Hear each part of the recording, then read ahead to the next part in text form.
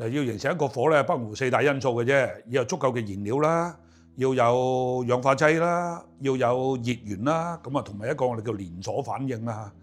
嗱，其實咧熱空氣上升、冷空氣下沉，好通常咧呢啲咧就係尤其喺外牆裏邊，當我一燒嘅時候咧就會帶動嘅氣流向上升啦，咁冷空氣喺下邊補充。有聽過啲所謂煙通效應啦嚇。再加上如果你喺一啲嗰啲我哋俗稱嘅盲牆位啊、啲天井位啊，其實嗰啲咧仲好燒，因為咧四面都係圍住佢，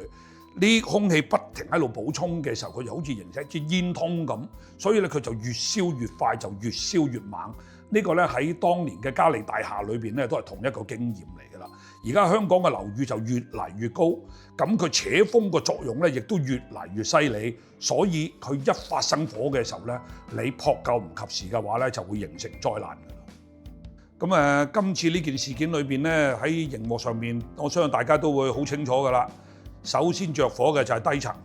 咁跟住就燒着咗個棚網。然之後沿住個棚網咧，就喺個外牆嗰度咧，就一路由地下一路燒到上去30-40樓咁高啊！佢嘅蔓延速度好快嘅。咁當然咧，首先起火嘅現時，我哋相信係低層先啦。咁喺低層裏邊，我覺得相當大機會嘅咧，就係可能喺個棚架上面會唔會有啲雜物咧？咁譬如啲建築廢料啊，最通常見嘅咧就係因為佢做緊外牆維修啊嘛。咁佢可能換啲紙皮石啊，有啲包裝箱啊，咁嗰啲箱咧就擺咗喺外牆，咁你又冇及時清理喎，咁你就一個唔覺有個火種，一焫着咗之後，佢咪沿住個棚網一路向上燒咯。咁另外啊，再加上喺現場啊，又有啲發泡膠喎，咁啊於是乎兩邊夾擊底下個火咪越燒越猛，越燒越烈咯。